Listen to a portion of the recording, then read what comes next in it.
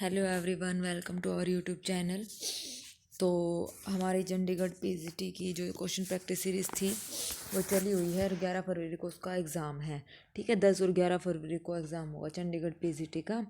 तो मैथ का जो एग्ज़ाम होगा वो 11 फरवरी का होगा। फिर उसके बाद हमारा जो DT+B की अपकमिंग वैकेंसी है TGT PGT की, उसका एग्ज़ाम होगा। उसके लिए भी ये हेल्पफुल रहेगी और इस सीरीज़ को हम आगे कंटिन्यू करेंगे जब तक DT+B PGT TGT का एग्ज़ाम नहीं हो जाता। ठीक है, तो ये कंटिन्यू ऐसे ही चलती रहेगी। ठीक है, तो चलिए शुरू करते हैं। आज की जो हमारा फर्स्ट क्वेश्चन है वो हमारा ये रहेगा, इन दी एक्सपेंशन x³ माइनस, हमारा ये जो एक्सपेंशन गिवन है x³ बाई 4 -2/x² की power 9, then the fourth term from the end से इसकी फोर्थ टर्म बतानी है। तो हमारे पास एक रिजल्ट होता है, क्या वो रिजल्ट हमें क्या कहता है, टी के फ्रॉम एंड।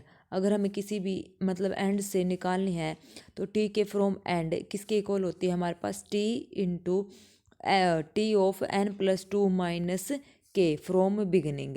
ठीक है, तो इसका मतलब जब हम शुरुआत से निकालेंगे तो ये टर्म निकालेंगे n+2 माइनस के, यानी कि टी ऑफ n+2 माइनस के शुरुआत से निकाल लेंगे और एंड से अगर निकालनी है तो टी के निकालनी है। ठीक है, यानी कि T4 इज इक्वल टू किसके इक्वल हो गया, हमारे पास टी ऑफ एन की वैल्यू हमारे पास कितनी है, यहाँ पे 9 है। तो 9 10 11 माइनस में 4, 11 में से 4 माइनस करेंगे तो हमारे पास आ जाएगा 7। तो T4 is equal to T7। ये तो फ्रॉम एंड है और ये फ्रॉम बिगनिंग है। ठीक है, तो निकालो। अब T7 का फॉर्मूला हमारे पास पता है हमें, T ऑफ R+1 का जो फॉर्मूला होता है वो क्या होता है, NCR A की power N minus R B की पावर R होता है। ठीक है, तो T7 निकालेंगे तो T7 को हम लिख सकते हैं 6+1, तो यानी कि ये हो जाएगा हमारे पास 9C6 x की पावर 3/4। और ये हमारे पास a है, ये हमारे पास b है, ये a है, ये b है। ठीक है, तो इसकी पावर कितनी है 3n-r और b की पावर -2/x² की पावर 6। जब इसको सोल्व करेंगे तो देखो जो 9C6 है वो हमारे पास किसके इक्वल है, जैसे T4 अब हमने निकाला था, T4 किसके इक्वल था, हमारे पास T7 के। T7 में आया 9C6, क्योंकि दोनों इक्वल है ना टर्म, और इसमें आएगा हमारे पास 9C3। तो 9C3 और 9C6 हमारे पास इक्वल वैल्यू रखते हैं और इक्वल ये हमने अभी निकाला भी है कि T4 और T7 बराबर है। तो यहाँ पे 9C6 की जगह हमने रखा 9C3। ठीक है, और अब इसको सोल्व करेंगे तो ये 3 3 9, x की पावर 9 4 की पावर 3 और ये इवन है, माइनस का साइन खत्म हो जाएगा, 2 की पावर 6 और x की पावर 12 हो जाएगा। जब इसको सोल्व आउट करेंगे तो हमारे पास जो आंसर आएगा वो आएगा हमारा ऑप्शन सेकंड, 84/x³। पता चल गया, T K from end is equal to T of n+2 minus के फ्रॉम बिगिनिंग, ये आपस में इक्वल होंगी। ठीक है, इक्वल होंगी तो वहाँ से सिर्फ T7 निकाल दो और जो 9C6 की वैल्यू आएगी वो उसको 9C3 से रिप्लेस कर दो ताकि हमें आसानी हो जाए। ठीक है, तो इसको हमने ऐसे सोल्व करना है। आ गया समझ में कैसे करना था, फॉर्मूला मैंने आपको बता दिया। अब ये स्टेटमेंट के क्वेश्चन हैं जो सिर्फ एज ए रिजल्ट आपको याद रखने हैं। तो every isomorphic image of a cyclic group is cyclic, ये बात बिल्कुल ठीक है। जो आइसोमॉर्फिक इमेज होती है साइक्लिक ग्रुप की वो क्या होती है, साइक्लिक। तो statement 1 is true. Every cyclic group is abelian, हाँ एवरी साइक्लिक ग्रुप अबेलियन होता है, बट जो उसका कन्वर्स है, but converse is not true, converse is not true. Every cyclic group is abelian but converse is not true. Example हमारे पास K4 हो जाएगा। अगर आपने ग्रुप 3 BABSC में पढ़ी है तो वहाँ पे ये एग्जाम्पल है K4।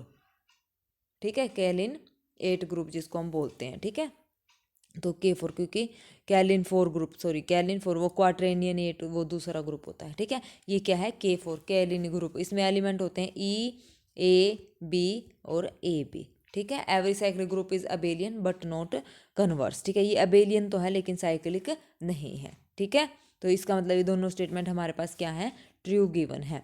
ट्रू गिवन है। कई बच्चे सोचो अभी तो मैंने बोला कन्वर्स ट्रू नहीं है, इसने सिर्फ एक स्टेटमेंट दी है, every cyclic group is abelian. ठीक है, ठीक है ना, इतनी ही स्टेटमेंट है और ये हमारे पास ट्रू होती है।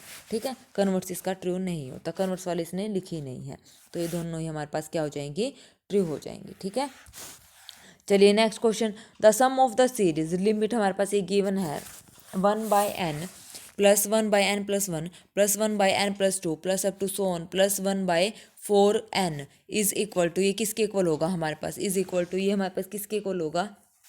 तो देखो हमारे पास रिजल्ट होता है, अगर हमारे पास limit n approaches to infinity और r की पावर 0 समथिंग n हो, और मतलब यहाँ पे कोई भी फंक्शन हो, जैसे n 1/n+r, r का कोई भी फंक्शन हो, तो इसको हम इंटीग्रेशन में चेंज करते हैं, इंटीग्रेशन में चेंज करेंगे, ये समीशन तो हमारा इंटीग्रेशन में चेंज हो जाएगा, ये हमारा f(r) बन जाएगा जो फंक्शन होगा, और लिमिट जो होगी, लिमिट भी हमारी जो ये होगी, ये सारी ओवरऑल लिमिट और समेशन जो हमारा होगा वो सारा इंटीग्रेशन में चेंज हो जाएगा। मैं बताती हूँ अभी कैसे होगा। तो देखो ये हमारे पास रिजल्ट होता है, ठीक है।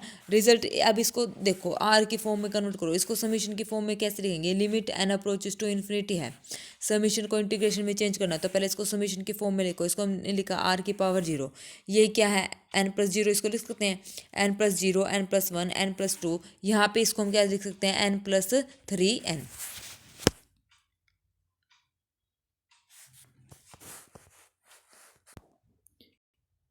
ठीक है, तो देखो इसको हमने 4n को हम लिख सकते हैं क्या n+3n, तो लिख दिया।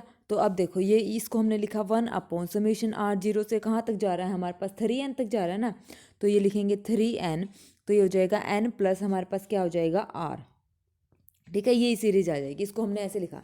अब हम क्या करेंगे, इसको फंक्शन बनाएंगे f(r) का, ठीक है, फंक्शन बनाओ, तो यहाँ से हम क्या कॉमन लें, यहाँ से जो, क्योंकि लिमिट भी तो खत्म करनी है ना, अभी मैंने बोला था लिमिट जो इंटीग्रेशन है उसको तो हम इंटीग्रेशन में, मतलब जो समेशन है उसको तो हम क्या करेंगे इंटीग्रेशन में चेंज करेंगे, और लिमिट को भी हम ऐसे ही सोल्व करेंगे ताकि वो इंटीग्रेशन में, मतलब जो हमने समीशन को इंटीग्रेशन में चेंज किया है ना वो तो इंटीग्रेशन में हो जाए, और लिमिट को हम ख़त्म करेंगे, ठीक है, लिमिट को इंटीग्रेशन में चेंज नहीं करेंगे, अगर मैंने ऐसे बोला तो वो गलत है, ठीक है, ध्यान रखना, लिमिट को नहीं इंटीग्रेशन में चेंज करेंगे, इंटीग्रेशन को सिर्फ समेशन में चेंज करेंगे, और ये फंक्शन बनाएंगे r का, ठीक है। तो देखो इसको हम क्या करेंगे, लिमिट को, n की लिमिट है ना, तो यहाँ से हम क्या करेंगे, यहाँ से हम 1/n कॉमन ले ले बाहर, limit n approaches to infinity, ये हो जाएगा समीशन r 0 to n, और ये हमारे पास क्या हो जाएगा 1/1 प्लस r/n, इसको हमने ऐसे लिख दिया, ठीक है, ये लिख दिया।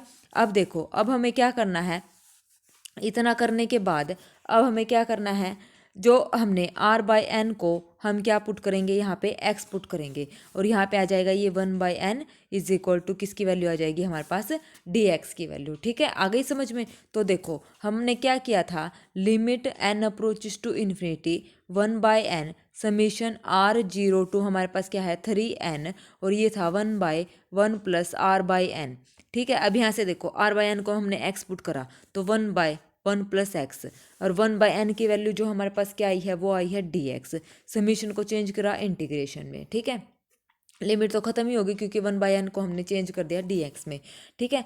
अब उसके बाद देखो ये हमारे पास क्या हो गया r0, जब यहाँ पे r/n को हमने क्या पुट किया है x पुट किया है, और x की लिमिट चाहिए, तो जब r की वैल्यू हमारे पास 0 है तो x की वैल्यू क्या आ जाएगी 0, जब r की वैल्यू 3n है n से n कैंसिल हो जाएगा, और हमारे पास x की क्या लिमिट आ जाएगी 3, तो 0 से हमारे पास क्या हो जाएगा 3 1/1 प्लस एक्स। तो अब इसका इंटीग्रेशन करो, हमारा इंटीग्रेशन क्या हो जाएगा log ऑफ 1 प्लस एक्स, और लिमिट क्या है 0 से 3, तो ये हो जाएगा log of 4 minus log 1 plus 0, log 1 कितना होता है 0, तो इसका आंसर आ जाएगा log 4, ठीक है।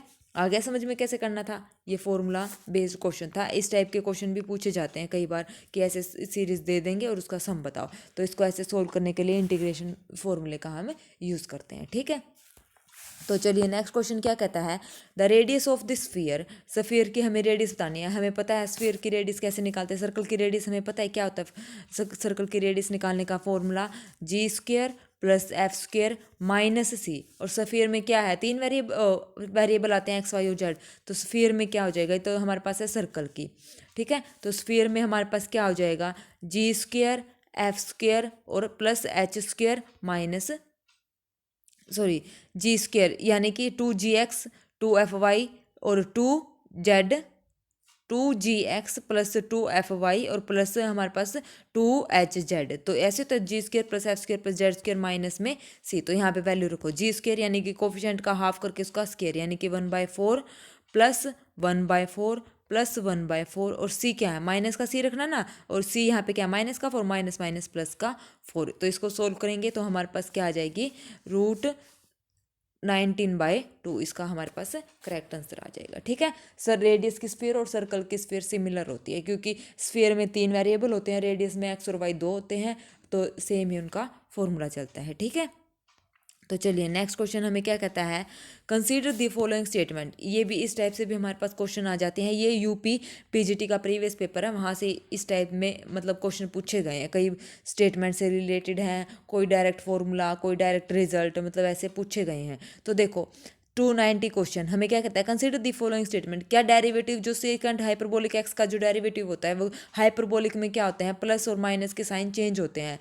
ठीक है ना, तो सीकेंट हाइपरबोलिक का वैसे तो सीकेंट एक्स का इंटीग्रेशन और डेरिवेटिव हमारे पास होता है सीकेंट एक्स और टेंजेंट एक्स, लेकिन derivative of secant hyperbolic x में हमारे पास क्या आ जाएगा, माइनस का सीकेंट हाइपरबोलिक एक्स, जो इसका डेरिवेटिव होगा वो क्या होगा, माइनस होगा। ठीक है, तो इसका मतलब फर्स्ट स्टेटमेंट हमारे पास गलत है। ठीक है, सीकेंट हाइपरबोलिक एक्स का जो डेरिवेटिव होगा वो माइनस सीकेंट हाइपरबोलिक एक्स और टेंजेंट हाइपरबोलिक एक्स होता है, और डेरिवेटिव ऑफ सीकेंट एक्स का डेरिवेटिव तो हमें पता ही है सीकेंट एक्स और टेंजेंट एक्स, उसमें माइनस नहीं आता। ठीक है, चलिए नेक्स्ट स्टेटमेंट इसमें क्या कहता है सेकंड में, हाँ derivative of sine hyperbolic inverse x, यही सेम होता है, जो साइन इनवर्स एक्स का डेरिवेटिव होता है वही साइन हाइपरबोलिक इनवर्स एक्स का भी डेरिवेटिव होता है, तो इसका मतलब ओनली 2 इज ट्रू। ठीक है, ओनली 2 इज ट्रू, फर्स्ट हमारा गलत है। Next, if V is a n-dimensional vector space and T is a linear transformation on V such that rank and nullity of T are identical. Rank और nullity हमारे पास identical दे रखे हैं, that means rank of T बराबर है हमारे पास nullity of T के बराबर है। ठीक है, और इसने ये बोला है identical given है, तो हमें एक फॉर्मूला पता है सिल्वेस्टर लॉ, जिसको हम बोलते हैं सिल्वेस्टर लॉ, यानी कि रैंक नलिटी थ्योरम क्या होती है, dimension of V is equal to rank of T plus nullity of T, और ये दोनों तो बराबर हैं, तो 2 टाइम्स रैंक ऑफ टी हो जाएगा, और डायमेंशन ऑफ वी हमारे पास क्या है, और एन हमेशा क्या आ रहा है, 2 से मल्टीपल हो रहा है, तो इवन नंबर आएगा, तो एन इज इवन। ठीक है, एन क्या आएगा, इवन, ओड तो आएगा नहीं क्योंकि 2 का क्या है, मल्टीपल है। ठीक है, चलिए next question, the composition of, ये इजी क्वेश्चन है, एफ एक्स जी एक्स दे रखा है, एफ ऑफ जी एक्स निकालना है, तो F of G of X, पहले F of G of X कितना है हमारे पास, एक्स स्क्वेयर, तो एफ ऑफ एक्स स्क्वेयर, यहाँ पे एक्स की जगह एक्स स्क्वेयर पुट कर दो तो ये हो गया साइन ऑफ एक्स स्क्वेयर, तो इसका मतलब हमारा थर्ड ऑप्शन क्या हो जाएगा, करेक्ट हो जाएगा। ठीक है, चलिए नेक्स्ट क्वेश्चन हमें क्या कहता है, if F of X is equal to A X square plus B 2bx plus हमारे पास क्या है 1, ए और बी पॉजिटिव रियल नंबर हैं, और बी स्क्वेयर क्या है, लेस देन ए, तो यहाँ से पहले इसको सोल्व करो, B square less than A है, तो बी स्क्वेयर को मैंने ऐसे लिखा, B square by A is less than 1 हो गया, B square by A is less than 1। अब जब बोथ साइड में -1 करूँगी तो बी स्क्वेयर, यहाँ से मैं बी स्क्वेयर इस 1 को इधर लेके आएंगी, इधर मतलब ऐसा करो आप, बी स्क्वेयर बाय ए, और ये 1, एक मिनट क्या हो गया, ये हो गया B square by A is less than 1। ठीक है, यहाँ पे B square throw out minus करो, तो यहाँ पे माइनस करेंगे तो ये 0 less than 1 minus B square by A, तो ये कंडीशन हमें याद रखनी है, मतलब जो ये नंबर होगा 1 माइनस बी स्क्वेयर बाई ए वो क्या होगा, ग्रेटर देन 0 हो जाएगा। ठीक है, आ गया समझ में, तो देखो अब ये कंडीशन, इसको नाम दे दिया हमने 1, अब इसको सोल्व करना है, इसको सोल्व करने के लिए हम अगर हमसे कुछ भी ऐसे पूछे ना कि फंक्शन 0 के इक्विवेलेंट है, ग्रेटर देन 0 है, लेस देन 0 है, तब हम उस केस में क्या करते हैं, हम ऐसा कोशिश करते हैं कि जो हमारे पास क्वाड्रेटिक इक्वेशन है या कोई भी इक्वेशन गिवन है तो उसको परफेक्ट मतलब कंप्लीट स्क्वायर बनाने की कोशिश करें, तो इसको कंप्लीट स्क्वायर बनाएंगे, एफ ऑफ एक्स को हम कंप्लीट स्क्वायर बनाएंगे, तो कैसे बनाएंगे, देखो वही एक्स के कोफिशिएंट का हाफ और उसका स्क्वायर करके उसको ऐड और माइनस करेंगे, तो पहले एक्स स्क्वायर का कोफिशिएंट को यहाँ पे 1 लेके आओ। ठीक है, 1 करेंगे तो ये हो जाएगा X square 2b by A X plus 1 by A. अब इसके कोफिशिएंट का क्या करेंगे, हाफ और फिर उसका स्क्वायर, वही ऐड और वही सब्ट्रैक्ट, तो X square plus 2b by A X plus B square by A square minus B square by A square plus 1 by A. ठीक है, तो यहाँ से ये कंप्लीट स्क्वायर बनेगा, ये किसका बनेगा हमारे पास, ए बाहर था ही कॉमन क्योंकि यहाँ से ए कॉमन लिया था, तो ये बन जाएगा एक्स प्लस बी बाई ए का होल स्क्वायर बन जाएगा। ठीक है, अब यहाँ पे हमारे पास क्या हो जाएगा, माइनस का बी स्क्वायर बाई ए और प्लस का 1। ठीक है, ये हो गया। और ये क्वांटिटी हमारे पास ग्रेटर देन 0 है, ये भी हमारे पास ग्रेटर देन 0 है, तो फंक्शन हमारे पास क्या हो जाएगा, ग्रेटर देन 0 हो जाएगा। ठीक है, ठीक है ना, तो ये ग्रेटर देन 0, तो इसका मतलब सेकंड ऑप्शन हमारा क्या हो जाएगा, करेक्ट हो जाएगा। ठीक है, तो चलिए next question, the solution of differential equation हमारे पास क्या है, ये है इक्वेशन ऑफ डी वाई मतलब D Y by D X का whole square minus 7 D Y by D X plus 12।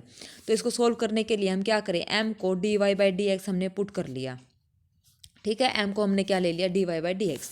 तो ये इक्वेशन क्या बनेगी, M square minus 7m plus 12 equal to 0। यहाँ से एम की 2 वैल्यू आएंगी, पर फैक्टर बनाएंगे तो ईजी है, फैक्टर बनाने आते हैं हमें, तो 4 और 3 इसकी वैल्यू आ जाएंगी। तो एम की वैल्यू हमने मानी थी D Y by D X, एक बार इसकी वैल्यू 4 आई है, एक बार हमारे पास D Y by D X की वैल्यू क्या आई है, 3। तो यहाँ से सोल्व करेंगे, इंटीग्रेशन करेंगे बोथ साइड, तो Y minus 4x plus C equal to 0 आ जाएगा, एक आ जाएगा Y minus 3x plus C equal to 0। तो ये हमारे पास इन दोनों को कंबाइन करके लिखेंगे, तो ये हमारे पास क्या आ जाएगा, सॉल्यूशन आ जाएगा। देखो y माइनस 4x प्लस सी, तो हमारे पास ये हो जाएगा, फर्स्ट ऑप्शन करेक्ट हो जाएगा। ठीक है, next question, if omega is a cube root of unity then 1 plus omega square plus omega cube, हमारे पास ओमेगा 52 तक गिवन है, omega cube root of unity हमारे पास गिवन है, तो that means omega cube is equal to 1 और 1 plus omega square की वैल्यू कितनी गिवन है, 1 गिवन है। ठीक है, हमारे पास ये वैल्यूज गिवन है, तो सम निकालना है। तो सम का हमें फॉर्मूला वैसे तो पता है क्या होता है, S N is equal to first term a into R minus 1 divide by R की पावर n माइनस 1। ठीक है ना, तो a हमारे पास यहाँ पे क्या है 1, r ये 1 कब लगेगा, सम ऑफ n टर्म्स का। देखो यहाँ पे 1 है, 1 को हम अलग करेंगे क्योंकि ओमेगा की पावर 1 से शुरू हो रही है, 1 2 3 52 तक है, तो 52 तक ही n हमारे पास कितना है, 52 है। एन हमारे पास, हम सम ऑफ फर्स्ट 52 टर्म्स निकाल रहे हैं, तो फर्स्ट तो ओमेगा की पावर 1 से, तो 1 को नहीं लेना कई बार, क्योंकि ये ओमेगा की पावर 0 है और हम 1 से शुरू करके 52 तक का सम निकालें, तो 1 को हम एज इट इज़ रखेंगे। ठीक है, तो अब यहाँ पे जो ए है वो ए हमारे पास क्या हो जाएगा, ओमेगा हो जाएगा। ठीक है, ए क्या है, ओमेगा इंटू आर, हमारे पास कॉमन रेशो ओमेगा माइनस 1 और ओमेगा की पावर 52 माइनस 1, ये हमारे पास हो जाएगा। ठीक है, ये हो गया हमारे पास।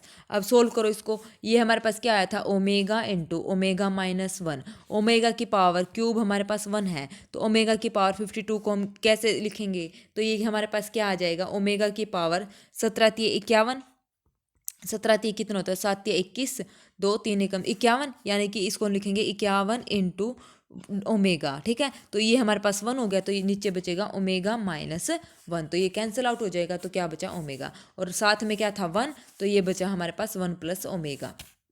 ये हमारे पास क्या बचा है, यहाँ पे ना ये ओमेगा स्क्वेयर है, कभी ये सोचो 1 प्लस ओमेगा, ये यहाँ पे डी ऑप्शन में 1 प्लस ओमेगा स्क्वेयर लिखा हुआ है, ऊपर ये स्क्वेयर है।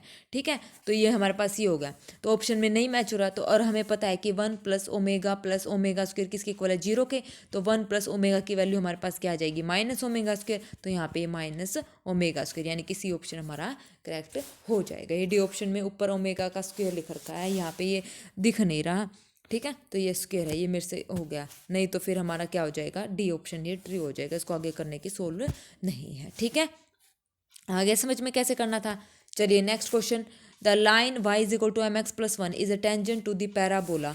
अभी कल हमने ऐसा ही क्वेश्चन किया था, हमारे पास ये दे रखा y is equal to mx plus C और Y square is equal to 4ax। यहाँ से c हमारे पास कितना है, 1 है, और m हमारे पास कितना है, m ही गिवन है। यहाँ से हमारे पास a की वैल्यू हमारे पास यहाँ से कितनी है, 1, क्योंकि 4a इज इक्वल टू हमारे पास क्या होता है, Y square is equal to 4ax, तो 4a इज इक्वल टू 4 है, तो a की वैल्यू हमारे पास कितनी है, 1 है। और टेंजेंट की जो इक्वेशन होती है इस पैराबोला की कंडीशन क्या होता है, c is equal to a by m होता है, c हमारे पास 1 है, a हमारे पास कितना है, a हमारे पास कितना है, यहाँ पे 1 है, और डिवाइड बाई m, तो m की वैल्यू हमारे पास कितनी आ गई, 1, यही हमसे पूछा था, तो यानी कि फर्स्ट ऑप्शन हमारा क्या हो जाएगा, करेक्ट हो जाएगा। ठीक है, आगे समझ में कैसे करना है।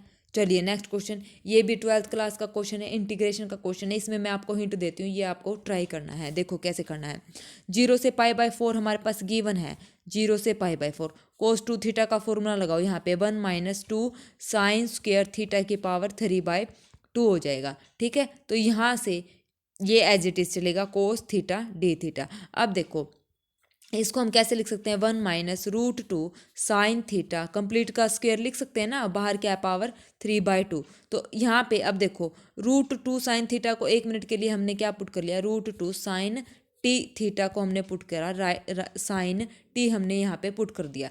ठीक है, तो लिमिट हमारे पास चेंज हो जाएंगी, 0 से π/4 है, कोस थीटा की वैल्यू डी थीटा की वैल्यू जो भी आएगी वो यहाँ पे हम पुट कर देंगे। तो पुट करने के बाद मतलब हमारे पास जो लिमिट आएगी वो आएगी 1/√2, बाहर 0 से π/2 लिमिट आ जाएगी, ये हो जाएगा 1 minus sine square T 3/2 cos t और डी टी। इतना आ गया यहाँ पे समझ, यहाँ तक समझ आ गया। अब देखो 1 minus sine square T cos square T होता है, कोस स्क्वेयर टी हमारे पास कितना हो जाएगा, ये हो गया कोस स्क्वेयर टी, बाहर कितना है 3/2 और इंटू में कोस टी डी टी, ये इससे कैंसिल, तो कोस क्यूब टी और एक कोस टी हमारे पास ये हो गया, तो कोस 4 टी डी टी हो गया, 0 से π/2, बाहर 1/√2 तो हमारा है ही। ठीक है, अब इसको सोल्व करना है, अब हमें फॉर्मूला अप्लाई करना है, क्या 0 से π/2 हम क्या करें 4 से मल्टीप्लाई कर दें और 4 से हम क्या कर दें डिवाइड कर दें। तो इसको हम कैसे करेंगे, स्क्वायर अंदर रखेंगे, 2 भी मतलब इसको हमने ऐसे कर दिया कंप्लीट का स्क्वायर, ऐसे कर सकते हैं ना, 4 से मल्टीप्लाई 4 से डिवाइड किया।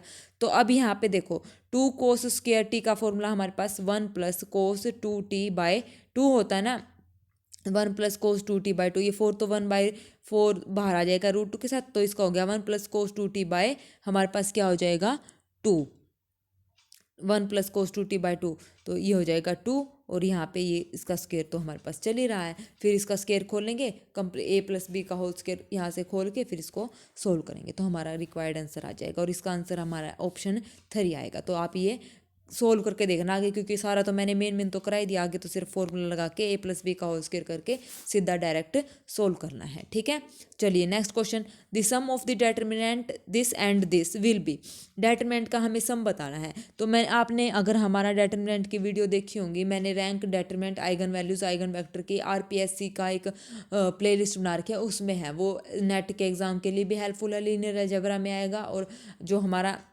ये DT plus B TGT PG मतलब उन सब के लिए ये कॉमन पार्ट ही रहेगा। RPSC का प्लेलिस्ट बना रखी है मैंने, स्टैटिस्टिकल ऑफिसर का सिलेबस का जो आएगा ना वो मैं उसमें करवा रही हूँ और वो हर एक एग्ज़ाम में आएगा, मैथ का जो भी PGT का होगा, TGT CSIR नेट गेट कुछ भी। तो देखो अब यहाँ पे ये क्वेश्चन पूछा है, तो पहले सबसे पहले यहाँ पे ऑब्जर्व करो 4 5 6 सेम है, 7 8 9 सेम है, तो हमें 1 2 3 और ये अलग है, तो इनका सम करना है। तो ये क्या हो जाएगा, फर्स्ट एलिमेंट का ही हम मतलब जो फर्स्ट कॉलम है और यहाँ पे भी जो फर्स्ट कॉलम है उनको ही ऐड करेंगे। ये प्रॉपर्टी होती है डेटरमिनेंट की, आपको पता होनी चाहिए। ठीक है, तो 12th क्लास में भी हमने पढ़ी थी। तो देखो 4 5 6 7 8 9 तो जहाँ पे भी सेम है वहीं पे करो, यहाँ 8 10 12 ये गलत, 0 हो ही नहीं सकता, ये भी गलत है। तो इसका C 4 5 6 7 8 9 इन दोनों का ऐड करो, 4 और 1 5, 5 और 2 7, 3 और 3 10, तो हमारे पास ये हो जाएगा। ठीक है, आ गया ना समझ कैसे करना है, इनको ऐड करना है।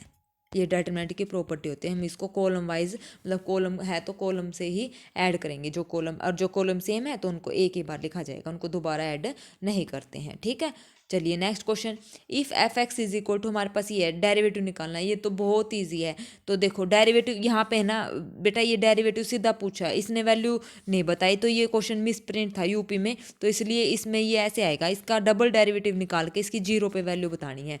ठीक है, इसका सिंगल डेरिवेटिव जब हम करेंगे तो सिंगल डेरिवेटिव तो हमारे पास क्या आ जाएगा, इसका a प्लस बी तो नीचे मतलब कांस्टेंट है हमारे पास, इसका डेरिवेटिव करेंगे विद रिस्पेक्ट टू x, तो 1/a प्लस बी को तो हम एज इट इज़ लिखेंगे, तो अंदर वाले का करेंगे तो ab e⁻⁴ bx plus ba e⁻⁴ ax। इसने डेरिवेटिव सिंगल पूछा था, सिंगल में तो हम कुछ बता ही नहीं सकते क्योंकि फॉर्मूला ये है, तो इसका डबल डेरिवेटिव करके 0 पे वैल्यू लगानी है।